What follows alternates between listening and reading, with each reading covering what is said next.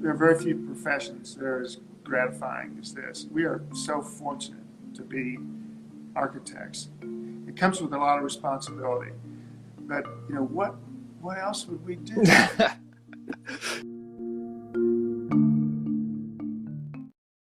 Hi. Hello. Hello. Hello. Hello. Hello and welcome to Architecting. This is a podcast about the lives of architects. About the people and stories behind the buildings that we see around us and the images that brought them to life. And with the very international world that we live in, This show will purposefully be local and narrow. Only focusing on the Colorado community of designers. Hi, I'm the host of Architecting, Adam Wagoner. I'm a Denver-based architect. I'm married to an architect. I have 2 architecture degrees, and I've worked for a dozen different architecture firms in 3 different countries. But for these last 5 years, I've been rooted in Denver, where I am at Open Studio Architecture, and I teach at the University of Colorado, Denver. I love connecting with other designers and learning from their experiences. Now I'm broadcasting these stories with the goal of creating a stronger local community. That brings us to our guest today, a founder of Shears Adkins Rockmore Architects, Chris Shears. So for me, Chris really is a giant in our Colorado design community. He and his firm continue to produce high quality projects that really enrich our urban fabric. They work through the spectrum of project types, from multifamily residential to educational, hospitality, civic, office, interiors, and master planning. And look, I was going to say that they're an award-winning architecture firm, and I'm sure they are, but I couldn't find that normal kind of awards link on their website. So I don't think that awards is something that they or Chris advertise or strive towards. And I think this was an attitude that came across in my conversation with Chris. I'd never met him before, and as you'll hear, it turns out that we grew up in small Kansas towns that were only about 30 minutes away from each other. And it really seems like Chris is a very humble and hardworking guy who has gotten a large amount of interventions, as he calls them, that directed his architectural path from Kansas to Minnesota to Baltimore to Harvard, and finally to where he has always wanted to be, in Colorado. So he, along with his partners Jesse Atkins and Andy Rockmore, have built up a firm where it really seems the quality of life and their impact on the architectural fabric is high. So here, on the night of the Kansas City Chiefs Super Bowl dismantling, is Chris's story. I hope you enjoy.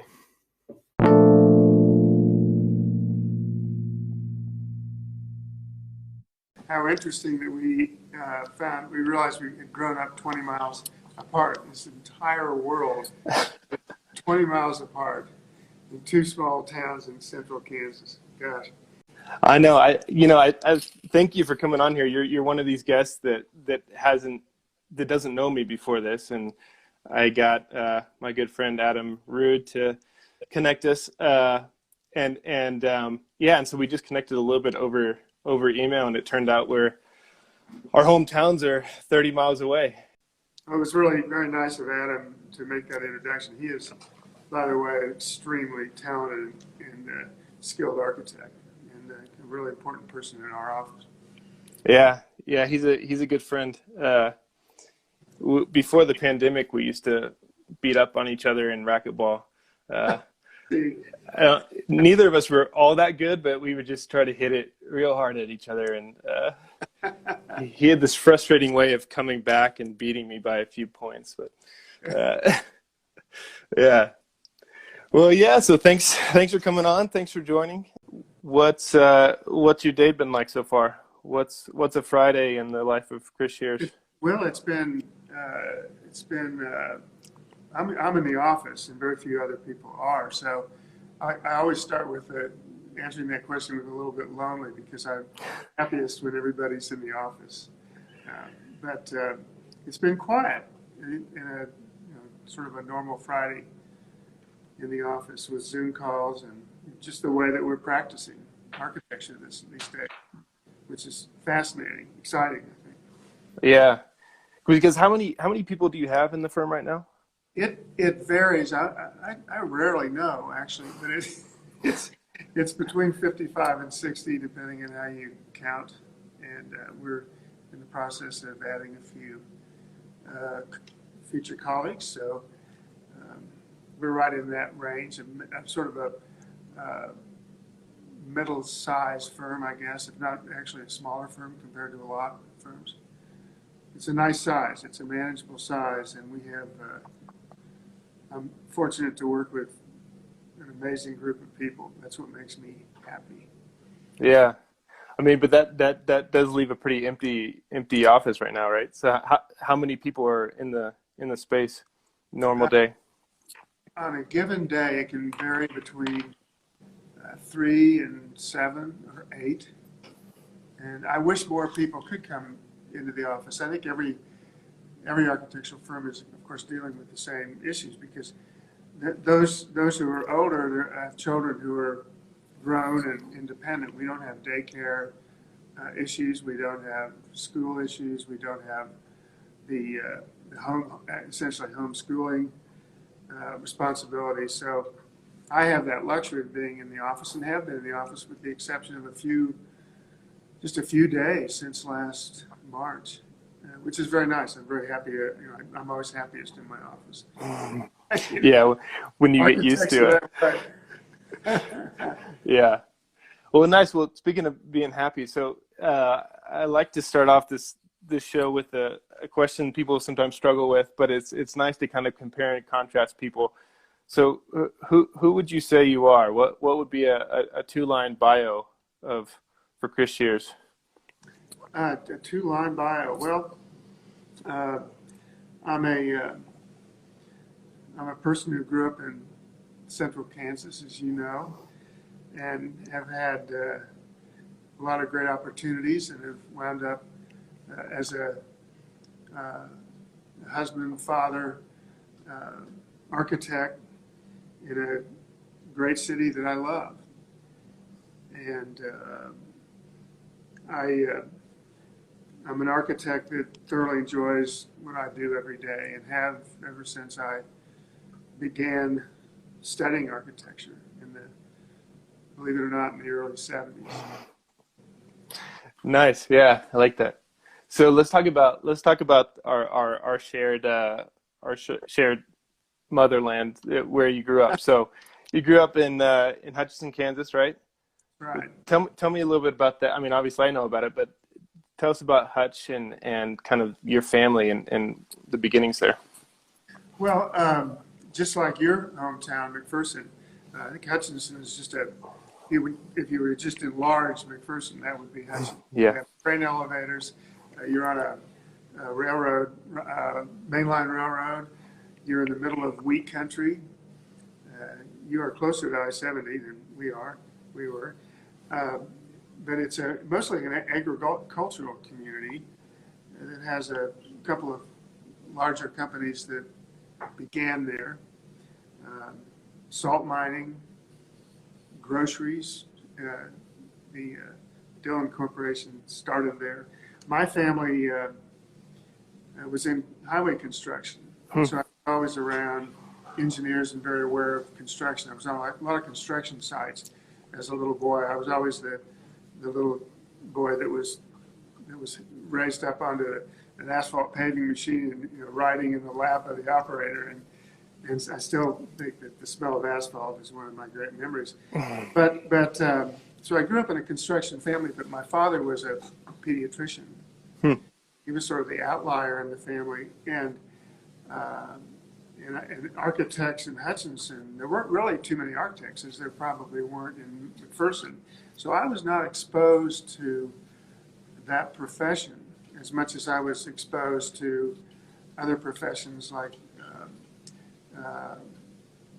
for example, medicine, which is where I actually started in my education. And I think would have been very happy as a pediatrician like my father, because enjoy children. But it was a great, as you know, a great place to grow up. There were not that many distractions. But my family it just inherently traveled a lot, and we spent a good deal of growing up in Aspen in the early days of Aspen, when the streets were not paved. It was the one way my father could get away from the telephone, as a pediatrician you can imagine. And so we would escape to Aspen, and there I began to become aware of what Pepke and Herbert Bayer and all those people were doing with the Aspen Institute and developing a ski area. It was really interesting to watch as a young person, but it didn't trigger necessarily an interest in architecture.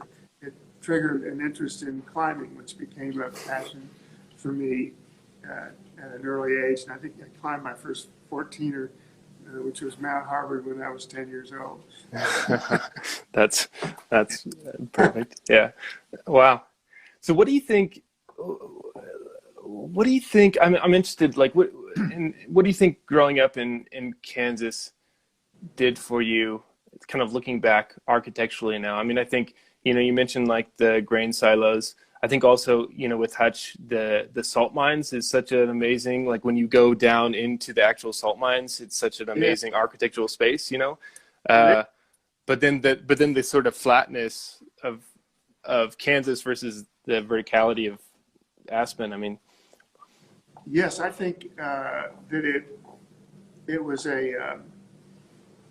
it was so flat and so non-urban that, in one respect, it made me interested in cities and urban situations. I can remember there's one building in Hutchinson, the tallest building, which is the Wiley building. And my dad had his medical office in the Wiley building. And I just loved the elevators, and I loved to be around the building. I liked the cafe, which was across from the Fox Theater, and I always felt this was really interesting. When my grandparents were building a new home, I haven't thought about this in 50 years, I spent a lot of time in an apartment, which it was above a bank that my grandfather had built, and it started in Hutchinson. And it was an apartment, and across the street they were building a new hotel, the first modern building in Hutchinson. And I just remember so well sitting at the window with Flossie, their dog, watching concrete being poured. So I think that with all of us who become architects, there are these moments in our past, even back to being very small, when we're influenced and we have no idea we're being influenced. But that was the first big building in Hutchinson. And I didn't really get to a city except for Kansas City at Thanksgiving to visit my grandparents until I was, I think I was 18 when I went to Europe for 3 months. And on the way, stopped in New York. And of course, even then I didn't have any idea that I would pursue this profession. Really? So that was 18. So what happened, when you graduated high school and were deciding what was next? Well, I was in a pre-med program at the University of Kansas, and I'd applied to Dartmouth, and I was rejected. Really a disappointment because they had a ski team. That's the only reason to Dartmouth. But I wound up at the University of Kansas, and I had a good few years there, but I didn't do well. And there were too many distractions. I think I was too old. I wasn't really ready for college. But there wasn't an alternative then, because the alternative was to be drafted. I was to be in the Vietnam War.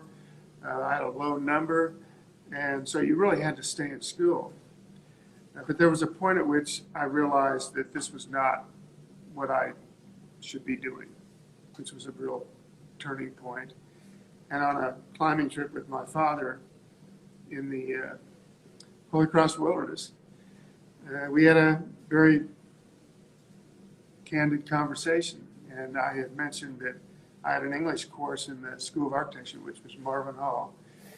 And that I had walked through the design studios they were on the same floor. And I did that every time I had a course, that particular class 2 times a week, and I would walk through the studios. And the moment I said that, my dad looked at me and he said, "My God, why didn't we figure that out before?" You have my full support, and so it's going to take you 3.5 more years in college.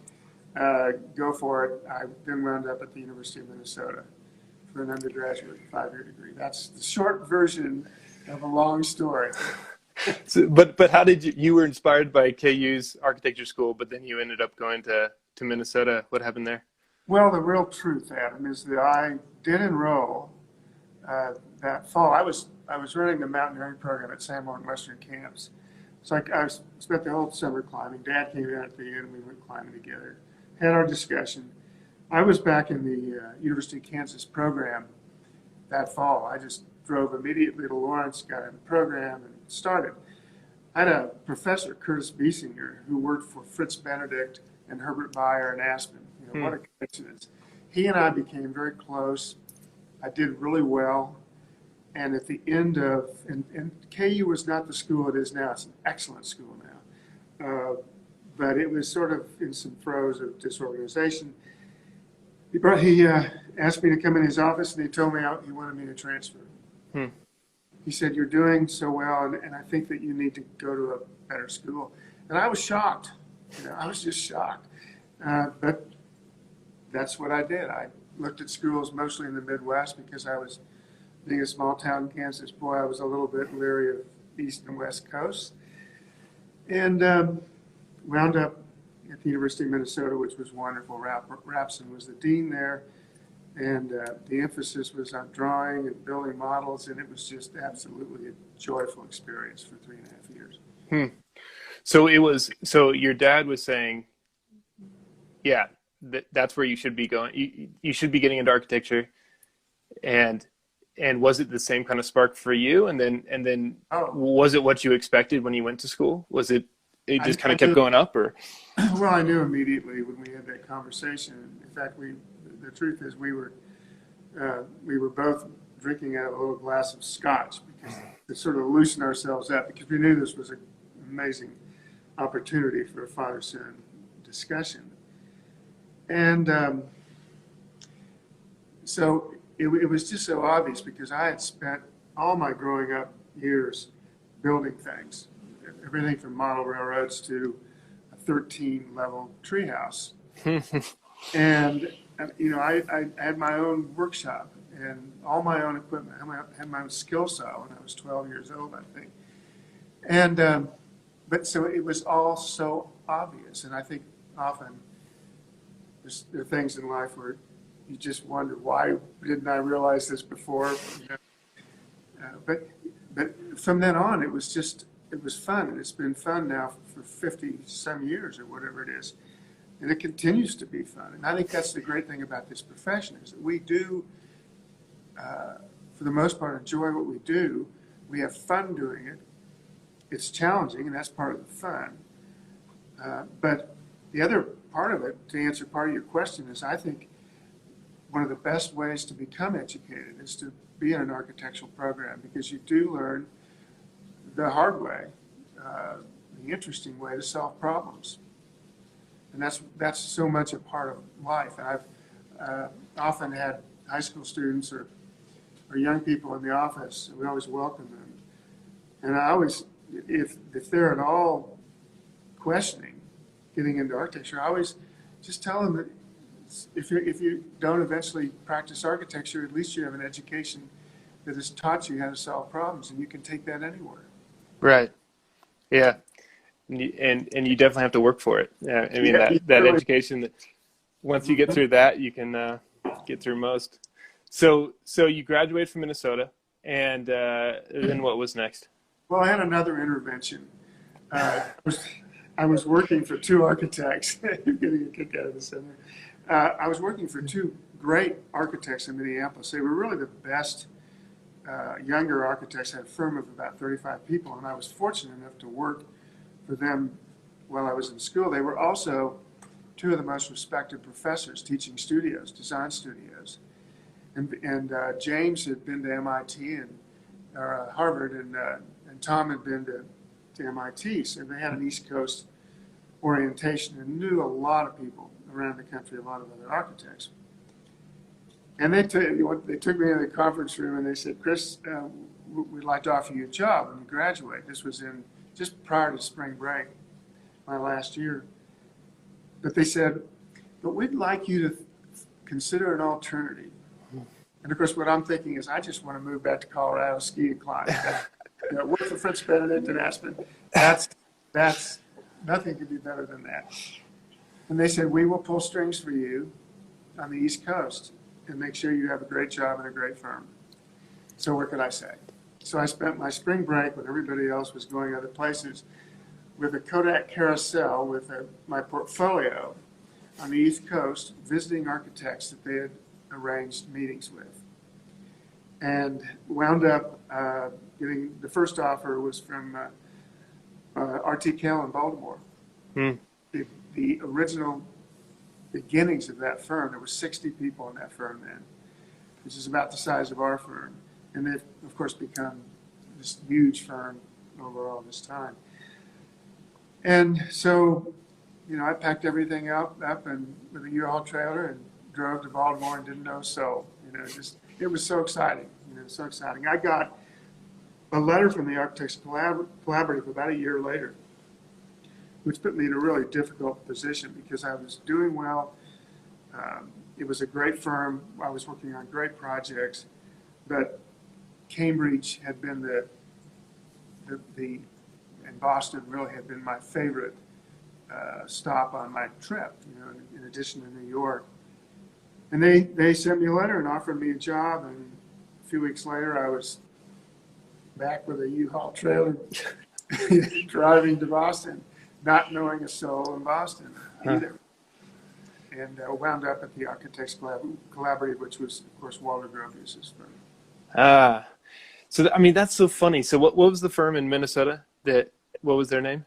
Adney Stegelberg. I was in that firm, and they were. It was just an amazing firm. I think that for every young architect, it's important. The first job is really important because it identifies values, and it makes a big impression on you. And I think about that a lot in this company, and I teach, and I think a lot about how it's not just about designing buildings, but it's about the values you have as a person and as a professional. And I was fortunate to have had this series of mentors and people who intervened in my life to say, this is what you should do, and made all the difference. Yeah, because it's so kind of profound to say, hey, we have a good employee now go off and do better things, right? For them to say, get out of here and try something out, and then.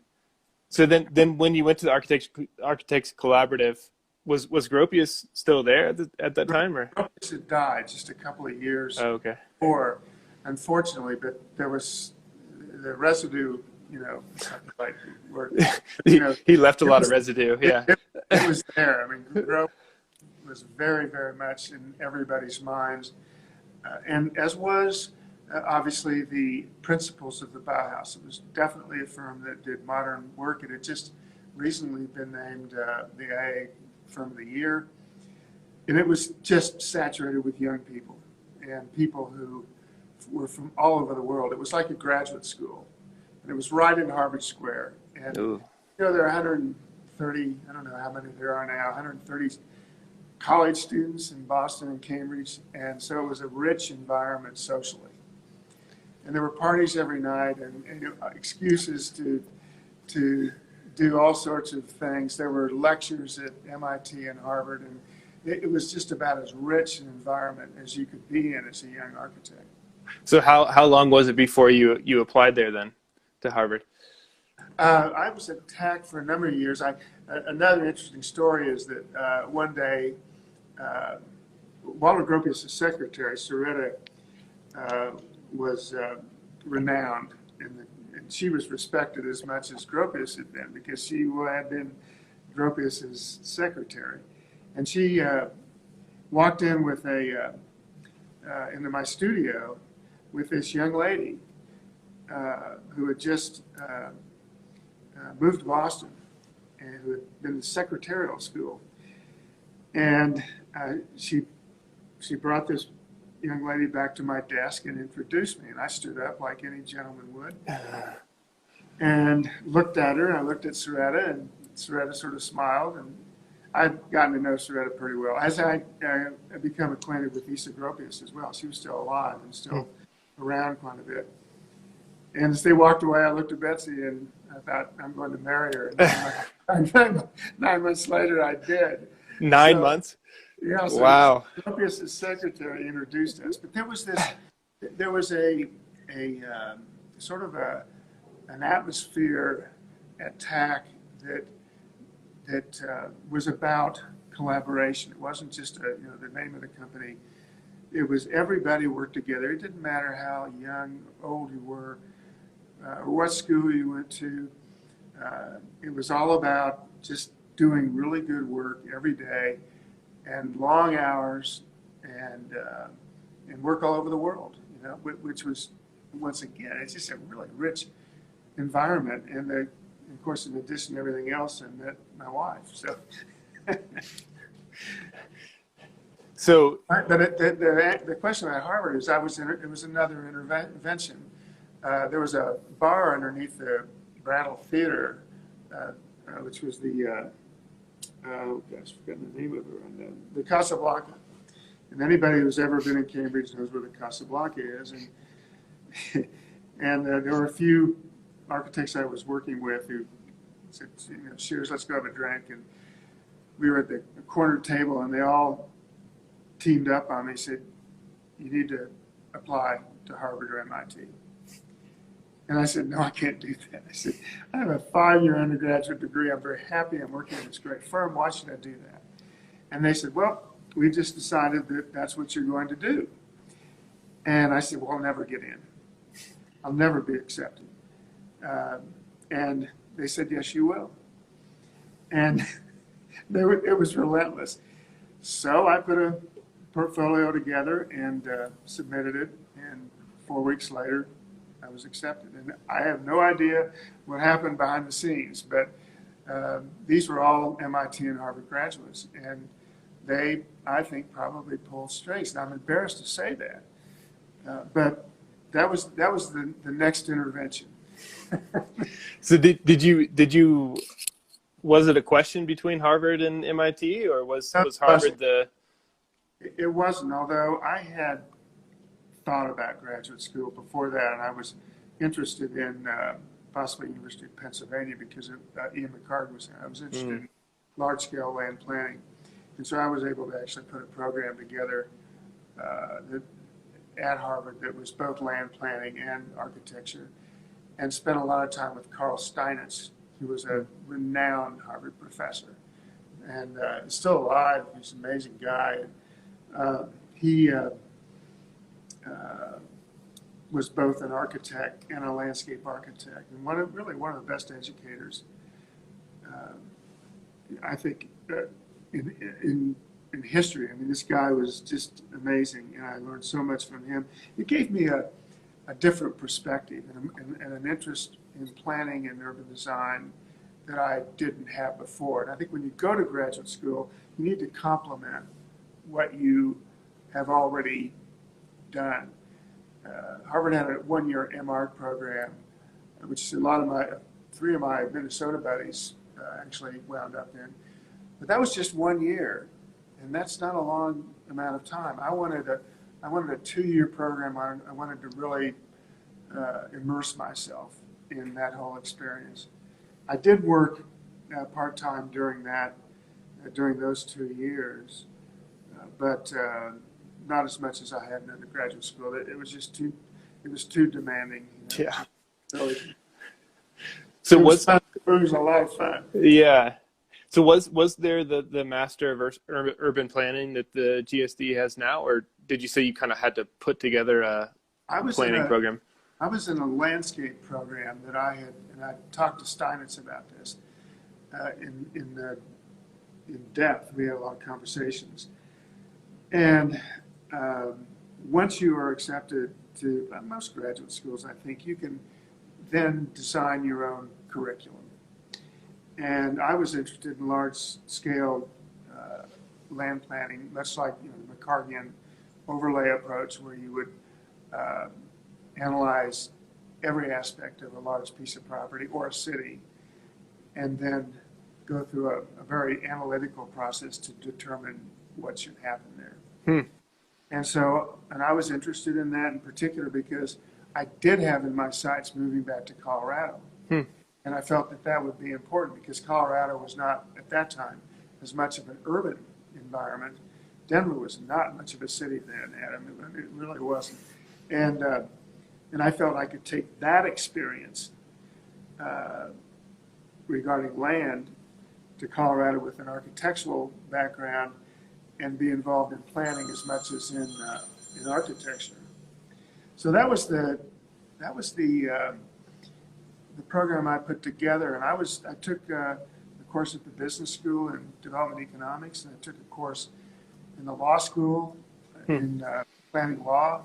Two of the most difficult, unbelievably stressful courses I have ever taken in my life. I was so distraught that I never picked up my grades. Evidently, I did fairly well, but I didn't even want to know. But here you are with these Harvard Business School guys, and I say guys because I can't remember any women being in that class. And then with a bunch of Harvard Business School people. I mean, it was the case study approach where they would call on you. So you had to read all this material and they'd say, Mr. Shears, could you state the facts of the case? And, oh my God! You're like, no, but I could draw it for you. Yeah. Yeah, exactly. Yeah.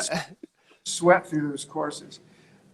So I did a lot. I used that opportunity to just broaden my knowledge, and it worked out fairly well. I think I learned a lot. And so when you got out of there, was it okay? Yeah, now it's time for Colorado, or was there another weird intervention that? No, and why Colorado? Well, I'd grown up, spent a lot of time in Colorado, and going back to Kansas, I think a lot of people, and you probably as well, would spend your vacations in Colorado. We not only spend our vacations, we spent Christmas in Aspen, we spent spring break in Aspen. I spent my summers out here climbing mountains at Sanborn and Western camps. And so my entire, that part of me had to be in the Western United States. And so ultimately, after the Harvard degree, it was the time to make that move, either to stay in Boston, as difficult it was to leave Boston. I can tell you it was, I remember flying up out of Boston and looking down at the Charles River in Cambridge and thinking, are we making a mistake? Well, we didn't, but you never know, what would have happened in Boston. But I had to be in the West, and fortunately, Betsy was interested in joining me. She wasn't as familiar with the Western United States, and I had interviewed with 3 different companies, and had 3 different offers: one in Boulder, one in Denver with Bill Muchow, one in Aspen with Fritz Benedict, and one in Boulder with a firm that was doing real estate development and more planning. And I asked Betsy, because she had to have a say in this. I said, "Where would you like to live?" And she picked Boulder, and so we've lived in Boulder ever since. But I realized after a while that really that fishbowl was not the right one for me, and that Denver was going to be a city. And it all started with Mayor Pena's Imagine a Great City campaign theme, which you can't underestimate as being one of the most important phrases in our history, because that triggered everything that we're all, I think, benefiting from today. It was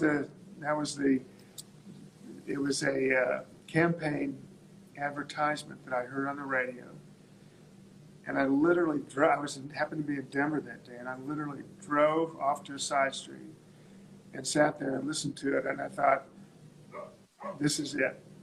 And then I started to get involved in the lower downtown, and trying to learn as much about Denver as I could, even though I lived in Boulder.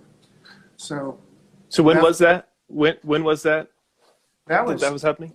That was in about the early 80s, 82, 3, and then started my own firm with 3 other guys in Boulder, which we had to dissolve in the mid 80s when I think 60% of the architects in Denver left. It was an amazing. It was really a depression. Kind of from oil, like mostly triggering that. Well, yes, and so I struggled for a few years, and we had a new baby on the way, and I joined for a year. I was asked to be the director of business development for Mortenson. Oh, really? For the Western United States, and I took off a year with the understanding I would get back to what I really loved, but spent a year really on that side of the table and thoroughly enjoyed that, really. But then had to get back into, as the economy came back and the opportunities came back, then.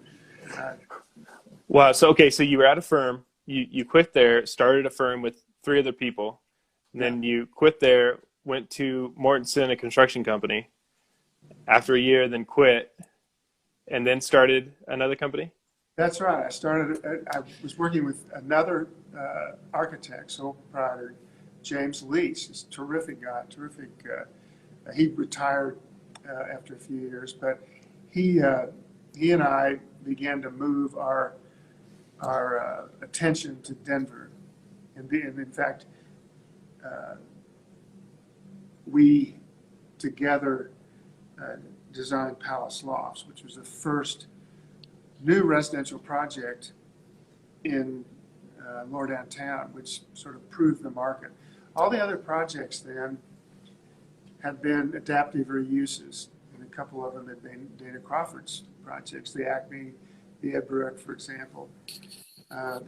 But we were introduced to a developer who had a large piece of property on Blake Street, and fortuitously, we were able to pull that together. We teamed with R&L on that project. It was a great relationship, and that was what launched, I'll say, my Denver career.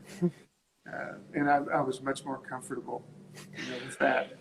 But I always like how nonchalantly people say that now, especially at your part of your time of the career, of saying I got Palace Lofts, but it's of trying to start a firm. Oh. So you had that firm and you're like, okay, I got to leave Mortenson. And then did that come along before you left Mortenson, or was it you were sitting in an office doing 30 iterations of your logo until that came in, I've always had projects. You can't start a firm without projects. James Lease and I had done another project, an early project in Boulder, the Academy, which was a large senior project. It was what we called a service-enriched retirement community, which is still an amazing project, I think.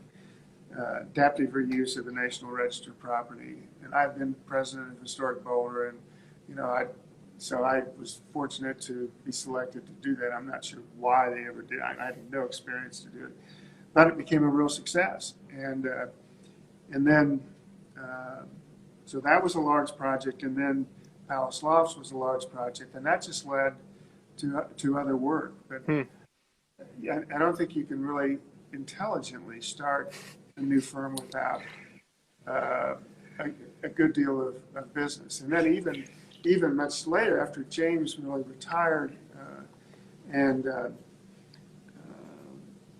Jesse Atkins and I had met in my collaborations with R&L.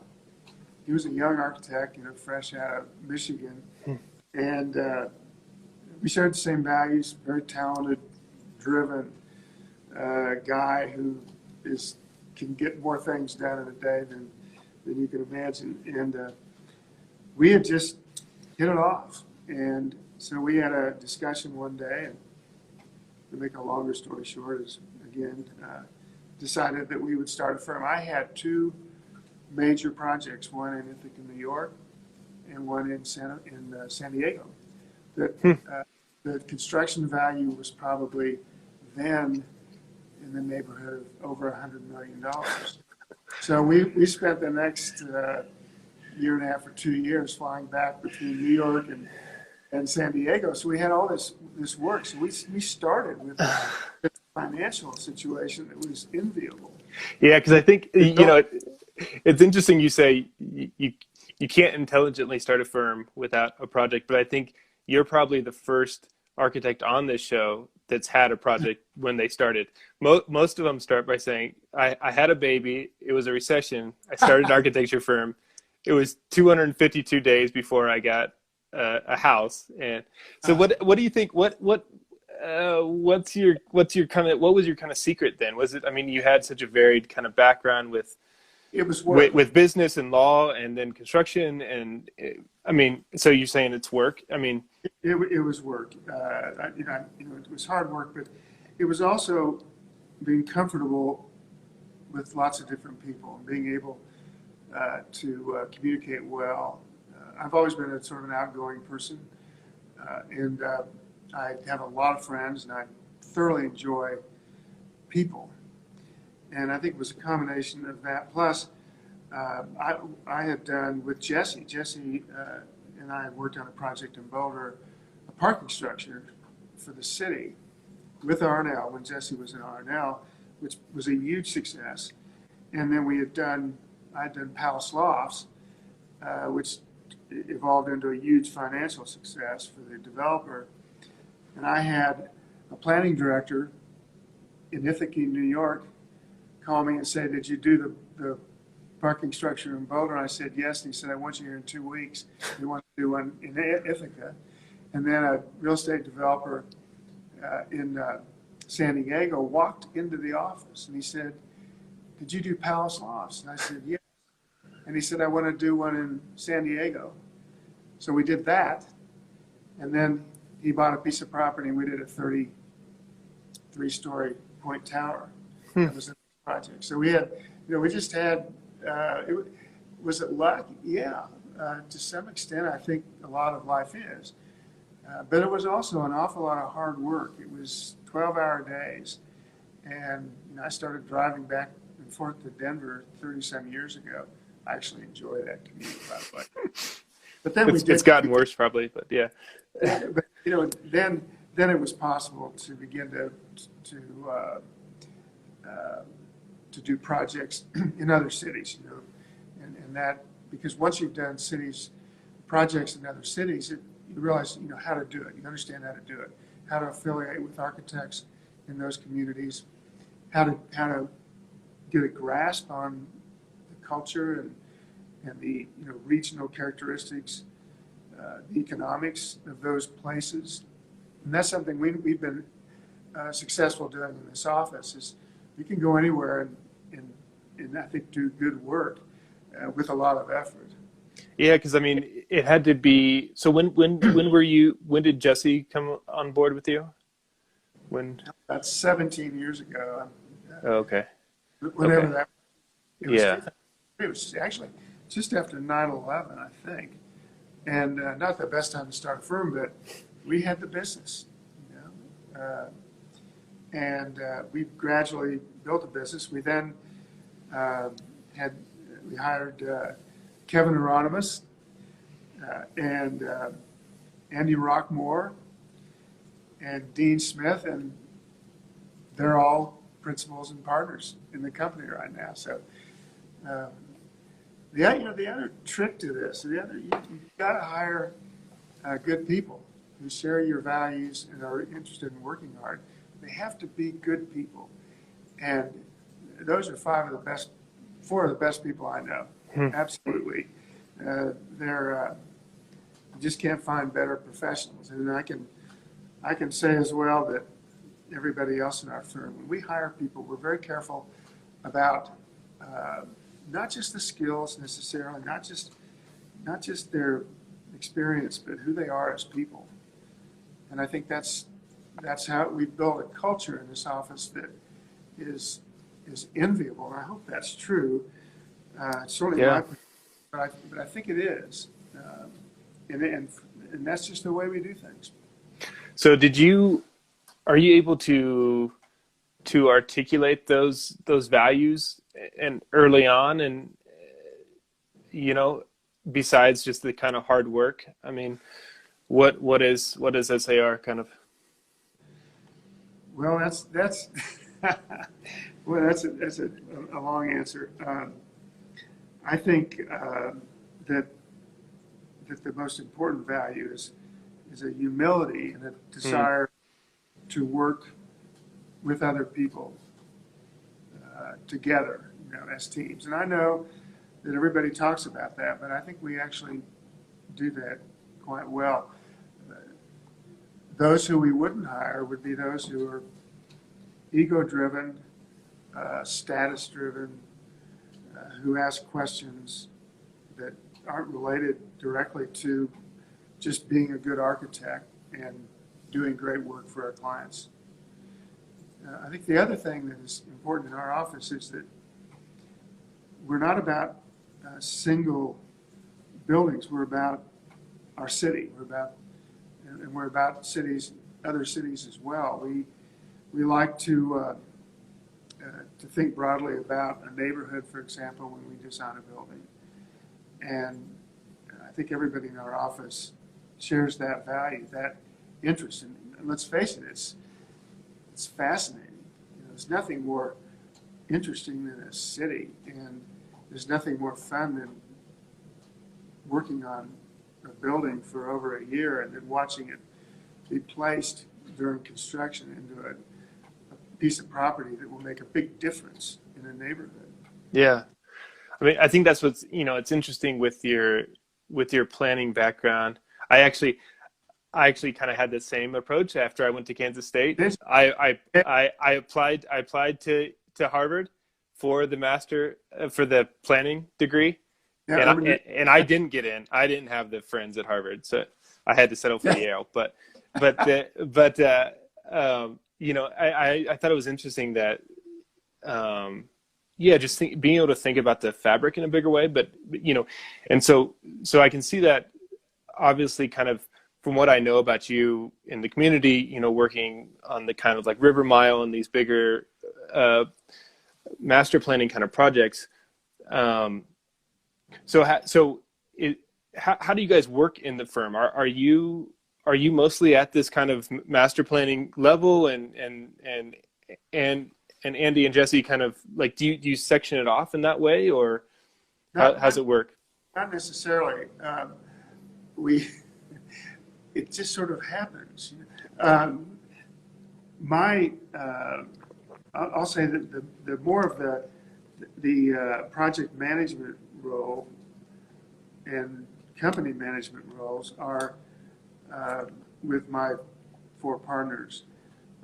I'm involved, but my attitude, and this may sound strange, is that at my age, I have no intention of retiring, by the way, but like a good architect. I want everybody else in this firm to excel. And I don't want to be the voice or the image of the company just because I'm older, just because I have gray hair. I want everybody else to excel and reach their own professional objectives. That's the legacy that I leave. So I intentionally try not to disrupt. I intentionally try not to be the person talking in all the sessions about what that have to do with management or whatever.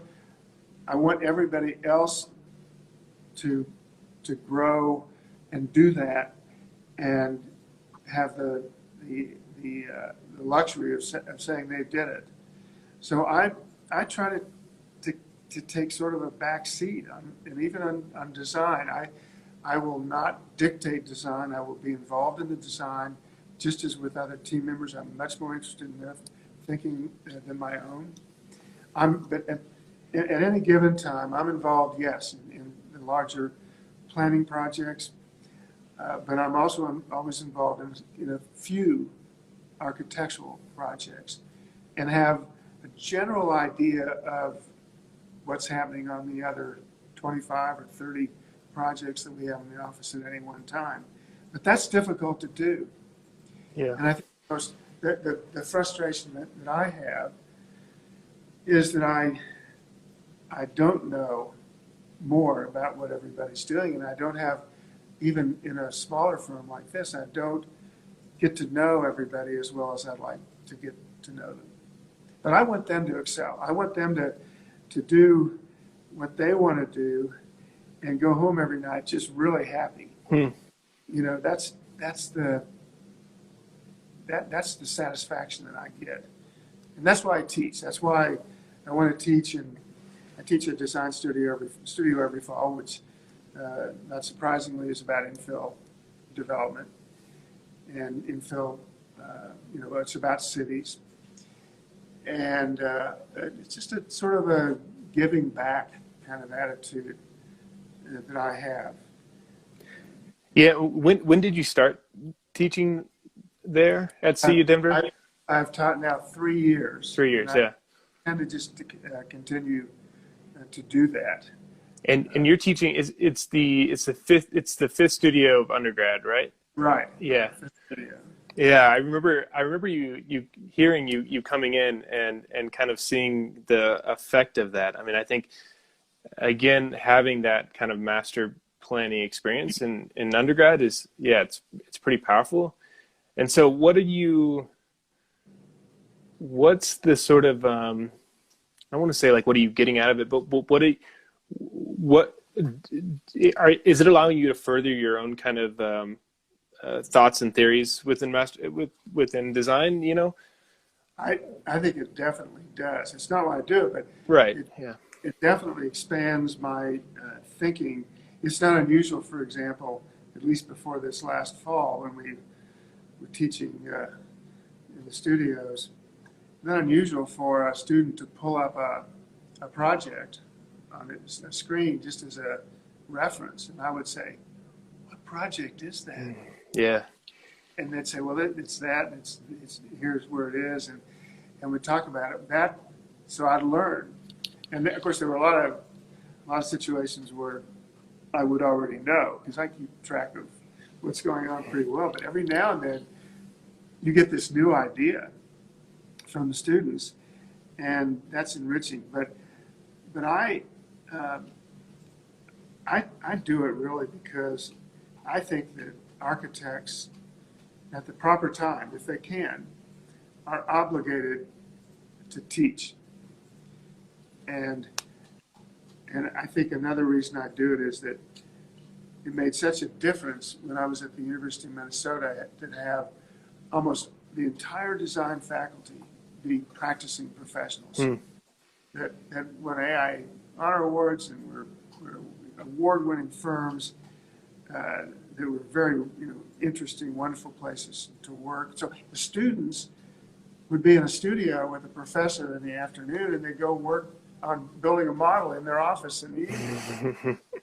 And that's the way it was there. We all thrived on those two cultures: the culture of the school and the culture of the offices that we worked in. So we were learning in the offices as well as in the studio, and there was a lot of cross-fertilization between the two. Very rich environment. I wish there was more of that, and of course that's why I decided to teach. I always knew I wanted to, for that reason, because I knew that it worked really well. Yeah, that's how Rapson set up the school. He brought in all the great architects in Minneapolis. He said, "You're going to teach." Yeah, it's so, because I've been teaching, and I've been teaching studio and then kind of seminars and things over there. But it's, and it's so life-giving and inspiring, but it's also can be so difficult to do, balancing that professional life and that, but yeah, just those connections that you're able to to get, and that kind of energy. And I think, this isn't the reason I do it either, but seeing that idea of having that prompt, right, and putting it out and having 15 or 18 people take it their own direction, right, and see those iterations, I think is always pretty powerful. But I think it's extremely, I agree with you, it's extremely difficult. I'm just exhausted at the studio. And because you can work on, depending on how much time you spend with each student over the board, you can be involved in 12 different projects in one afternoon. And each time you sit down, you've got to think about what their story is, what they're trying to do, a lot about who they are. Yeah. And where they came from. I was trying to know, where did you come from? Central Kansas, New York City. And so what they're thinking, and you try to slip in to their world and their brain as they're designing. And that's exhausting. It's just absolutely exhausting. I know. I'm so glad you're teaching too, Adam. I mean, it's something that we ought to do. And Adam, teaches. Andre Barros teaches. Yeah, Andre, yeah. And I mean, they're much better at it than I am, I'm sure. Yeah. Andre especially is a pretty deep guy. But he's so much fun to be around. So I'm interested. So what? So you have these experiences of Minnesota, especially with TAC, and then Harvard, and you're coming back. What? And it kind of like, I see, kind of distills into some theories or some ideas about architecture. Do you have a project that you've done that's really like hitting kind of all those things of you saying like, this is what architecture can be, should be, as the kind of pinnacle of what you've done? Well, I as all architects would say, I think I'm never satisfied. Yeah. That feeling. Those who are listening know that feeling too. I look at some projects. I was just talking about House Lofts recently to some people, and I said, I'd never do it that way. But I always like to blame it on the zoning, because the zoning required all that stepping, and I'm not a stepper. I don't like, frankly, a lot of the form-based zoning prescription that. I think it's just not right, especially in cities. It's probably maybe all right in Seaside, but there's so many different sites, so many different constraints on sites and contexts that it's hard to apply, one formula to all of them. But of course, we all work within those bounds. We have to.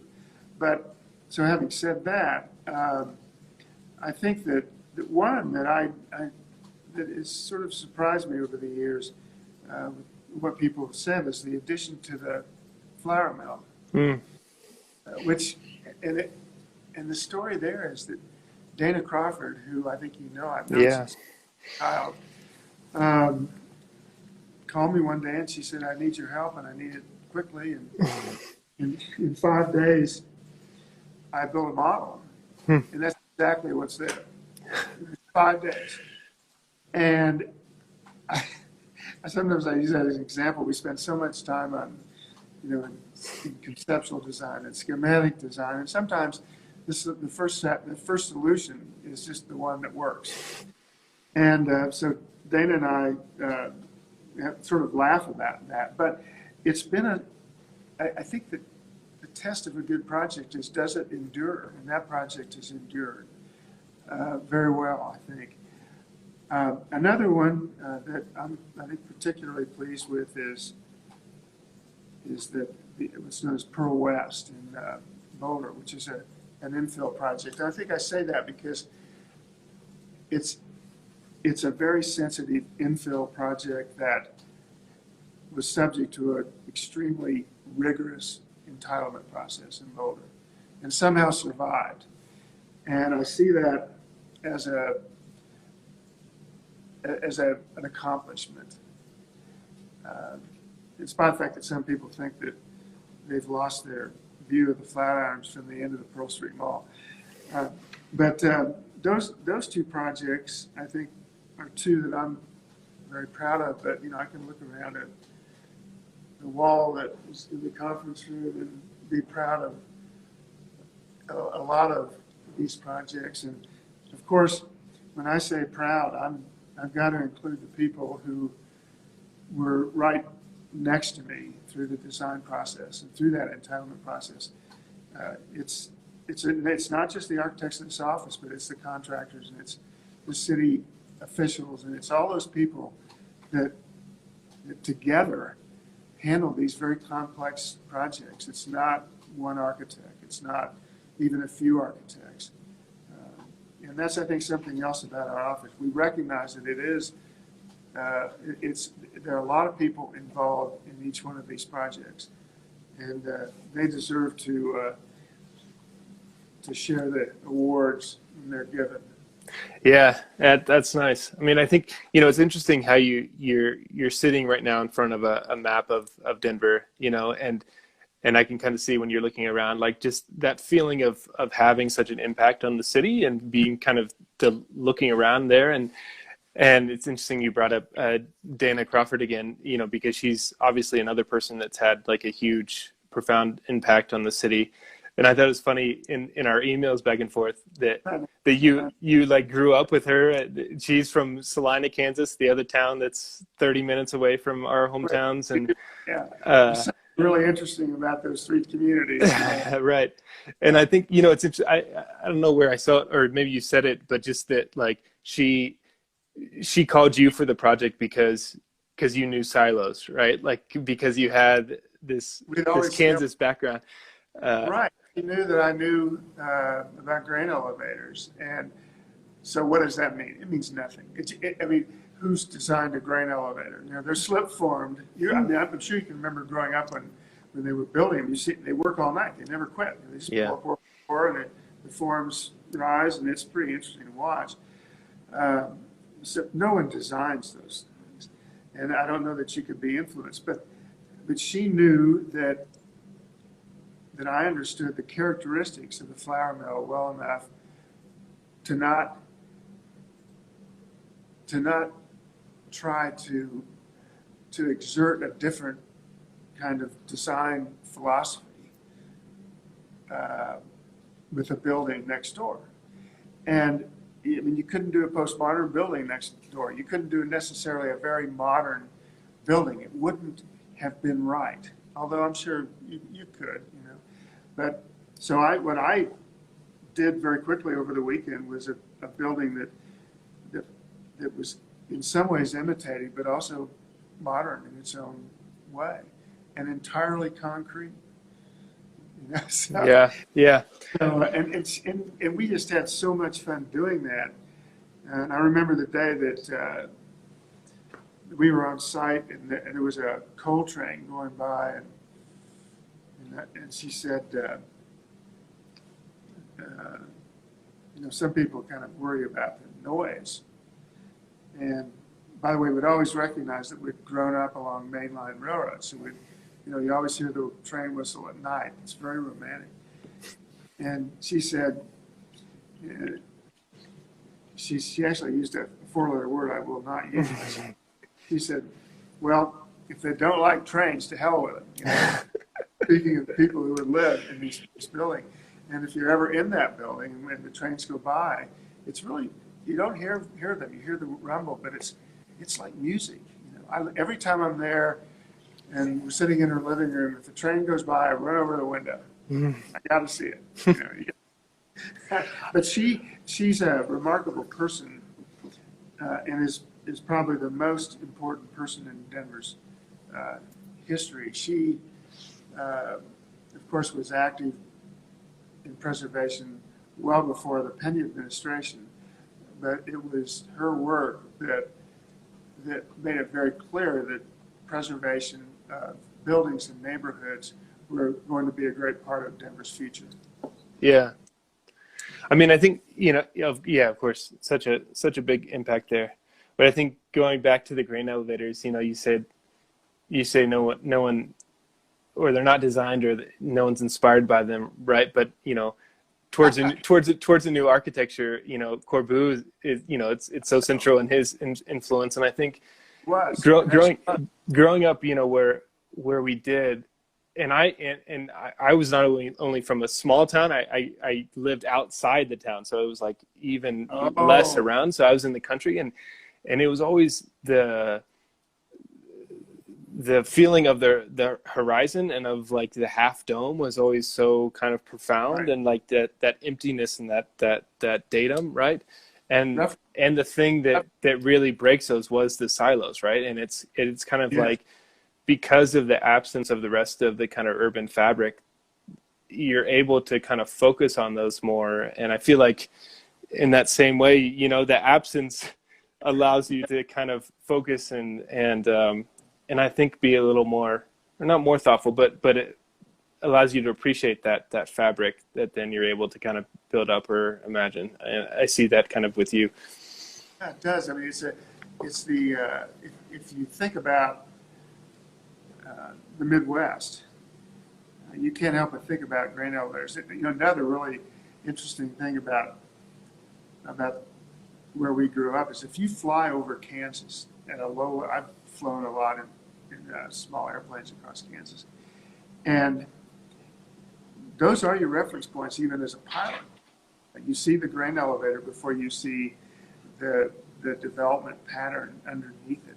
So it's the rail lines, the grain elevators, Main Street, and that's the development pattern, which is probably not been studied enough. By the way, the other interesting thing, the opportunity to fly over Kansas in the fall on Friday night. Guess what you see? Yeah. Every single community, Friday night lights. That's all you see. It's just lights all over the state. Yeah. From Texas to Minnesota. Yeah, definitely.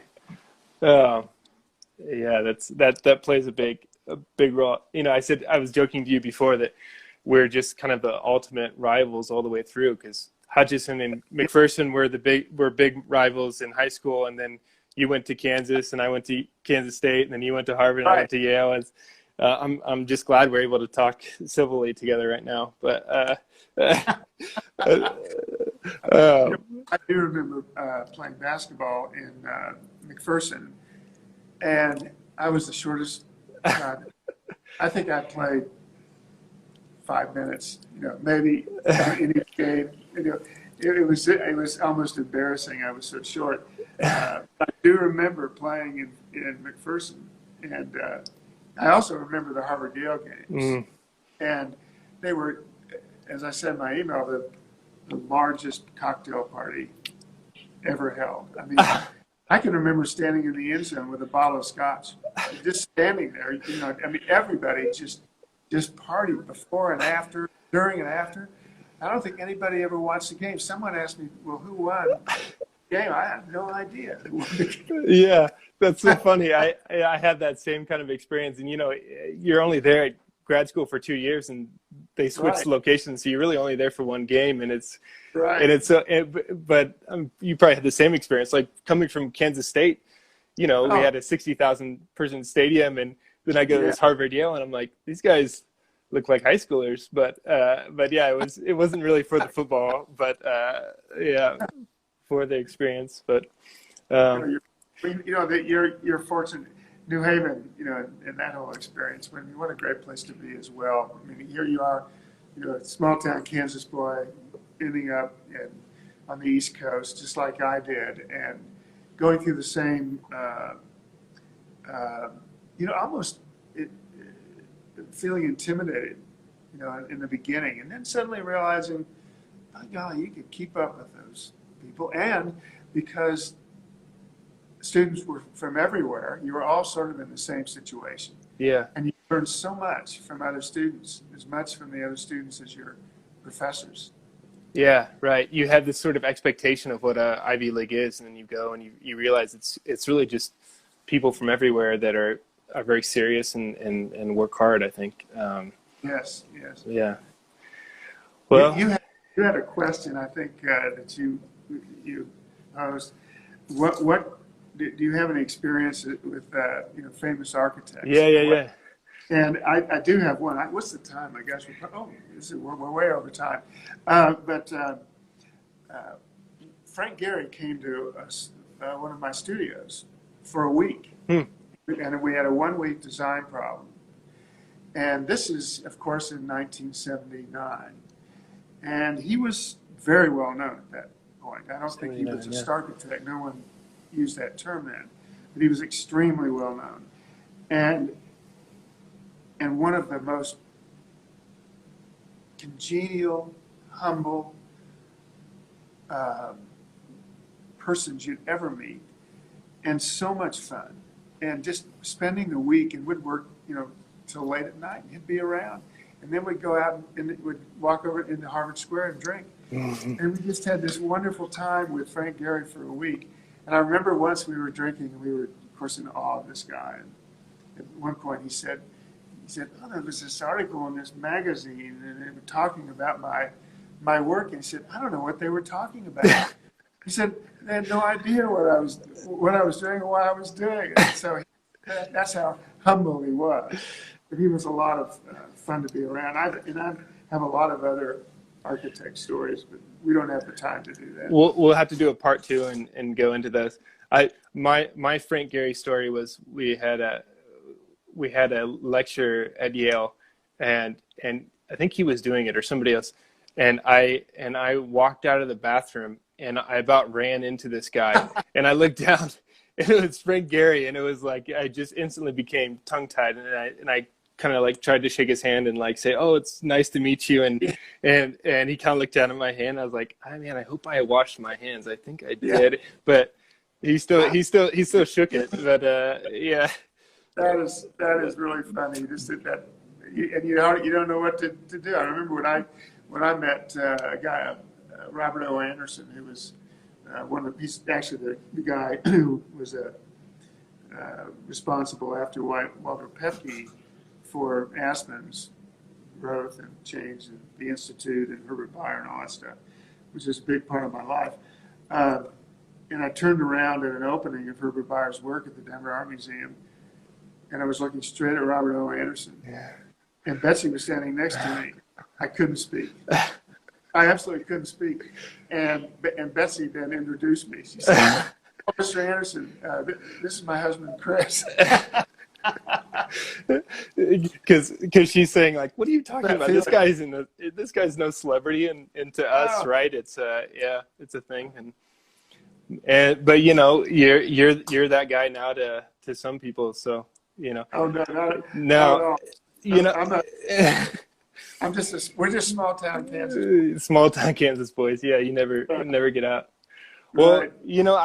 I just really appreciate you coming on here, and I think that your impact on the community is really profound, and I think especially in the way like talking about what the firm that you've created, and I really see that, and I see the people that stay there for a long time and the quality people that you have. And I think that obviously says a lot about kind of your leadership and the way you push things forward. And also how you're helping at CU. I think it's really profound and great. And thanks for talking with me. I want to, once all this craziness is over, I want to buy you a beer and hear more stories, but I'll buy, one last thing that I think is so important, and that is, once again, as we started, there are very few professions that are as gratifying as this. We are so fortunate to be architects. It comes with a lot of responsibility, but what else would we do? I know, not be a doctor, that's for sure, right? Yeah. Right. Well, thank you very much. Yeah, thanks. Well, nice meeting you. See you. Bye-bye. See ya.